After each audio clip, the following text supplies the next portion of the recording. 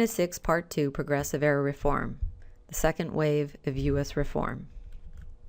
The musical sound of America at the turn of the century was rag, and the era known as ragtime. The heyday of ragtime ranged from 1890 to approximately 1915. It evolved in the South from many sources. In pre-Civil War era, Southern slaves would oftentimes imitate the Southern elite who would strut around the plantation. After the Civil War, it evolved from cakewalks. Couples on Sundays would oftentimes put on their Sunday finery and strut along a promenade. The couple who won received a cake. It also evolved from minstrel shows that we've talked about in previous lectures. Rag were highly improvisational. They evolved also from honky-tonks.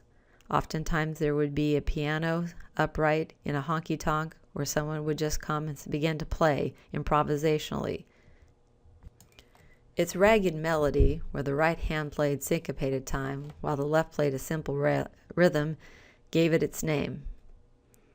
It eventually was popularized by Ben Harvey and Scott Joplin, who took rag music north, where they were performed in vaudeville shows and in taverns. Eventually, they became highly popularized amongst American youth and Americans at the turn of the century. The best known composer of these rags was Scott Joplin, also known as the King of Rag. He wrote and performed some of the still familiar tunes, such as The Entertainer and the Maple Leaf Rag. This music was featured in Hollywood movies The Sting and Ragtime.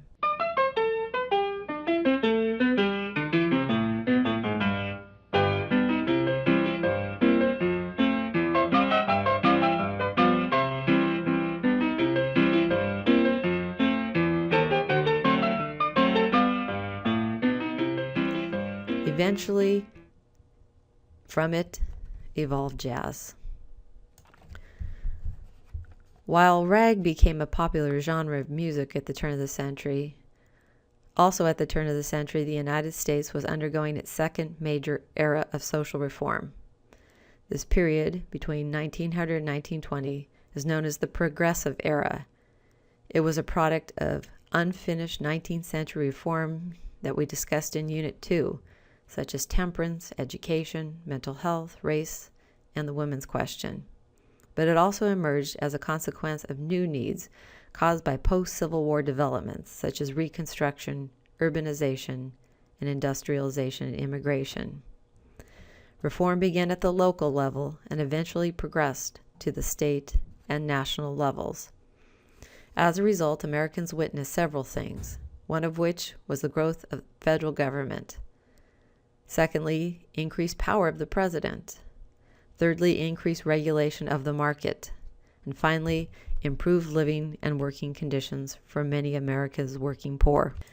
Progressivism began as a reform movement. As stated, originated out of the 19th century trends discussed in Lecture Unit 2, as well as the problems we've been discussing in Units 5 and 6.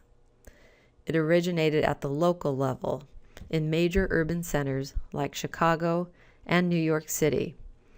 It progressed to the state level in states such as Wisconsin and California. And finally, it included federal involvement. Americans who wanted to create a more democratic and modern America spearheaded progressive reform. Like the Know-Nothings and the modern Tea Party, progressivism began as a movement, but eventually it morphed into a political party called the Progressive Party. It helped modernize America, but it did require government spending and greater involvement of the federal government in the marketplace.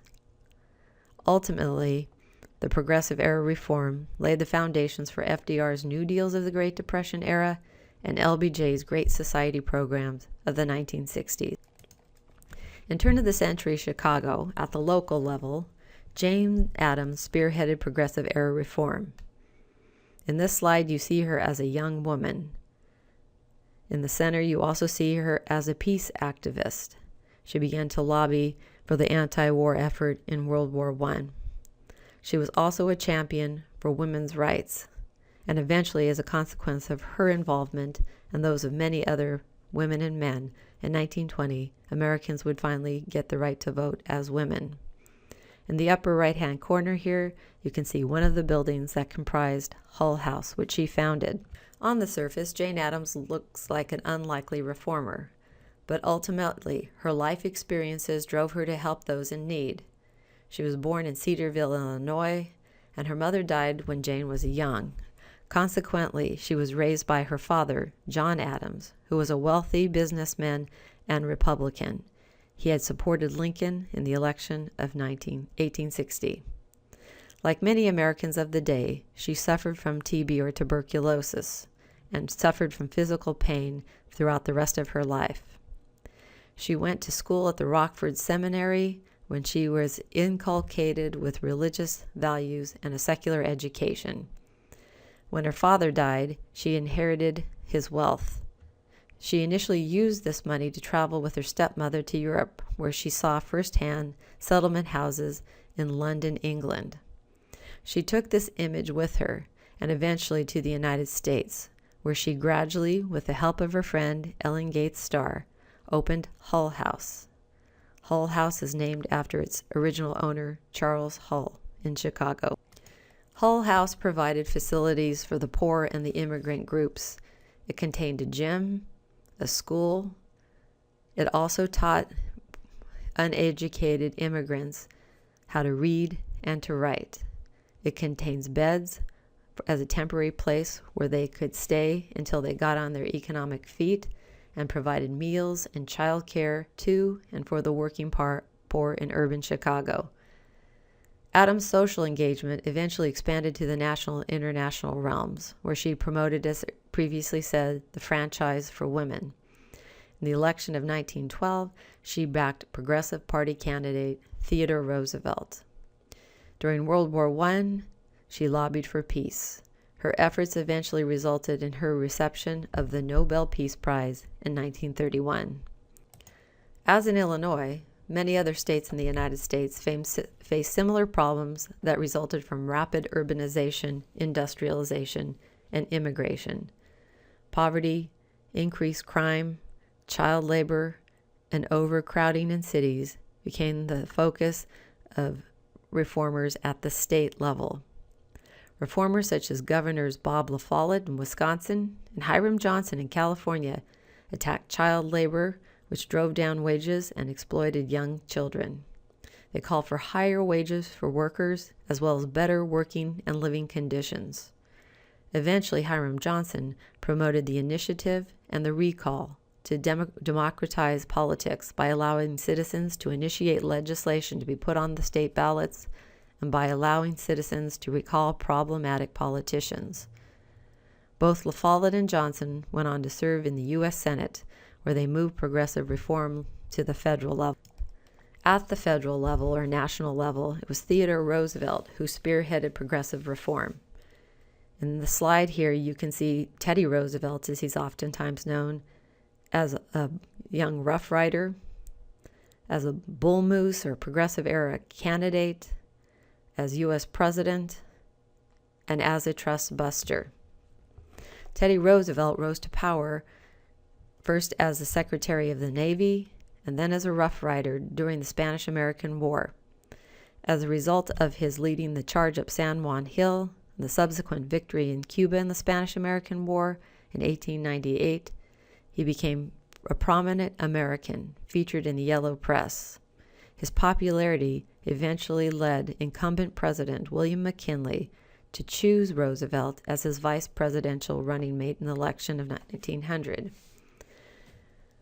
They won that election, but shortly thereafter, President McKinley was assassinated in 1901, and Teddy Roosevelt became President of the United States.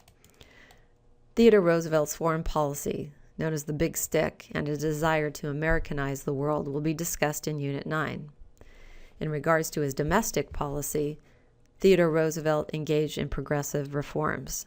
His Square Deal called for a fair deal for all and laid the foundations for later New Deals of the 1930s. He went after large trusts and got involved in the coal strike after it threatened to shut down production and the country. He initiated Historic Preservation Act to save historically significant buildings. At the turn of the century, buildings in New York City were oftentimes razed overnight and a new one put up. Roosevelt feared that our country's history would be lost, hence he promoted historic preservation. He had also, as a child, been sickly and had gone into the countryside to restore his health. As a consequence, he attained an appreciation for nature. This is reflected in his conservation programs, where he set aside, as president, land and wetlands for posterity and future generations to utilize. He also created the Federal Trade Commission and the Food and Drug Administration. It was rumored that he was reading Upton Sinclair's The Jungle about the meatpacking industry of the turn of the century and eating a sausage at the time. Having read that book and better understanding the conditions under which meat was processed, he decided that better protection of Americans was necessary, of their food and of the drugs that were being produced. Roosevelt ran for re-election in 1904 and won. However, he decided against a third term in 1908. Instead, he promoted the candidacy of fellow Republican Howard Taft, with whom Roosevelt grew progressively disillusioned. Taft was not quite the progressive-era reformer that Roosevelt hoped he would be. Consequently, Roosevelt came back in 1912 not as a Republican candidate, but as a Progressive Party candidate, and challenged Taft. The two split the Republican Party loyalties in the election of 1912, thus allowing Woodrow Wilson, a Democrat, to win. Wilson was the only Democrat in the early 19th century to win the presidency, and he was only the second Democrat to win since the election of Abraham Lincoln in 1860. Woodrow Wilson and his domestic and foreign policies will be discussed in later lectures.